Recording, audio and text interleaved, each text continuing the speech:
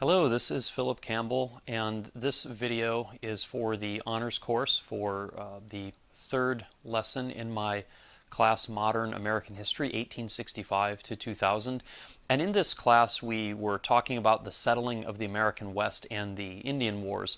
And in this video lecture, I wanted to talk about the United States government's evolving policy towards Native Americans, because we're not really going to mention Native Americans anymore in the main lectures of the class. So I wanted to talk about really how the policy developed through the early 1800s and on into the 20th century even.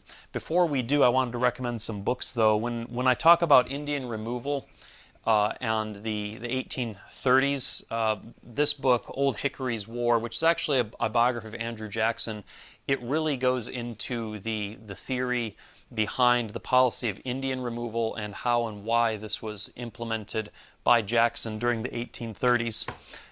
For people who live in the Midwest, this is an excellent resource, the Atlas of Great Lakes Indian History. It's very, very dense though. It's got small writing and lots of maps, and just it has like maps of every single Indian village. So this is a good reference book. This isn't something you just read through. And also just for the history of the Native American tribes in North America as a whole, the Atlas of the North American Indian. This covers all the tribes. It talks about all the tribes from the old Algonquins of the east all the way to the west and the plains, and it has a succinct history of each of the tribes of each region. So those are good books to kind of bone up on Native American history, at least in relation to their relationship with the United States government. So following the Louisiana Purchase in 1803, the United States doubles in size.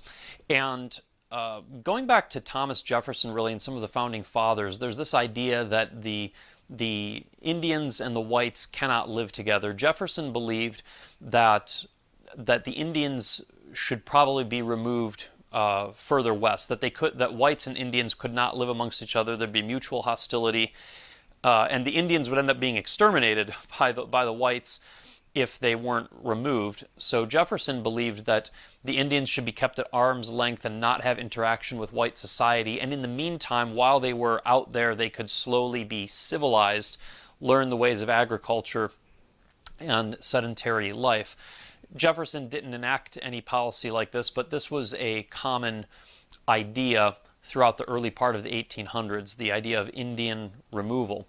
Now, usually the way this worked going into the 1820s and 30s was that native tribes would be the United States government would enter into treaty with native tribes, and there would be an exchange of land.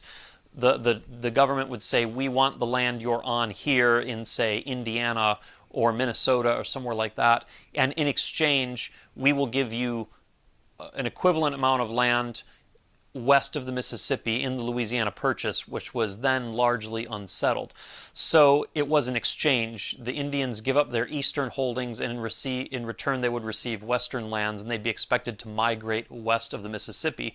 So usually they'd get an exchange of western lands in addition to cash payments called annuities and rations as well. Now, what happened in the 1830s was Andrew Jackson decided that he wanted all the Indian tribes moved west of the Mississippi. Up until Jackson, it was really just if a tribe happened to be in the way of the path of white settlement, then they would be pressured to take these buyouts. But Jackson had a policy of Indian removal, which was just that he wanted all the Indian tribes relocated to the west. West of the Mississippi, especially the tribes in the south, in Georgia and Alabama, and places like that. So the tribes were moved west of the Mississippi, a great many of them were, and they were often moved on to reservations as settlers came in to take more land. So Indian removal to reservations by treaty was the policy for most of the 1800s. Now, of course, after going into the period up to the Civil War, the American settlers start crossing the Mississippi, and then they're using up even more land in places like Nebraska and Kansas. And so the natives are going to be increasingly moved to other locations, especially especially into Oklahoma, which was then called the Indian Territory. The Indian removal policy was changed in 1887 with the passage of something called the Dawes Act. Now, by 1887, we're getting into the time of the Indian Wars, the closing period of the Indian Wars, which is what we talked about in this lecture. And the era of the Dawes Act is going to last from 1887 to 1945. And instead of removal to reservations, the Dawes Act follows a policy called allotment. You see, under the reservation system, the reservations were still owned by the tribe collectively. So, for example, when the Lakota Sioux are given the Black Hills in South Dakota, that territory belongs to that Sioux tribe collectively, and they have a collective right to it. The Indians did not practice individual land ownership. But the Dawes Act wanted to, the purpose of the Dawes Act was to assimilate the Indians, to Americanize them. And so part of that was to divide Indian lands up to individual natives. So instead of the lands being held collectively by the tribe, the Dawes Act stipulated that the tribal holdings, the reservations, would be parceled out and individual Indians would be given parcels. So this had the effect of, or the intention of, breaking up the collective tribal mentality of the Indians, breaking up tribal government, an attempt to agriculturalize them. Instead of the tribe living by hunting or other communal means of survival, it was intended to get them into agriculture, to turn them into regular farmers on the European American mold. And there was a determined practice to assimilate them to American culture. Certain native practices could be forbidden under the allotment regime, speaking of certain native languages, or Indian schools on the reservations being taught in English and forcing them to wear American clothes and speak English, etc. During the period of allotment, 2/3 of native land was lost, was taken by the federal government. And this is because oftentimes the government divided up the allotments in such a way that they made sure there was a surplus left over to take. For example, let's say you have a tribe of 1,000 Indians, and let's say they are living on 40,000 acres. So you have an Indian tribe, and that tribe collectively was given a reservation of 40,000 acres. Well, then after the Dawes Act, the government comes in and says, no, instead of the tribe collectively owning 40,000 acres, each Indian is going to be given 20 acres. So there's 1,000 Indians, and each Indian gets 20 acres. So that's 20,000 acres. Now, we said that the reservation is 40,000 acres, though. So after the allotment of 20,000 acres is made to those individual Indians, the government will skim the rest, the other 20,000 acres, and claim it. So this allotment system was really rigged mathematically in such a way that the native tribes ended up ceding even more land to the United States government. The period of allotment and assimilation ended in 1945, and from 1945 to 1960, you get a period in the United States relation to the tribes that's known as termination. Termination, meaning the termination of the reservation system. And this was advocated by most notably President Eisenhower, but it had its foundations going earlier into the FDR administration. But termination was an end to the reservation system altogether. The idea behind termination was like, look, it's 1945 now.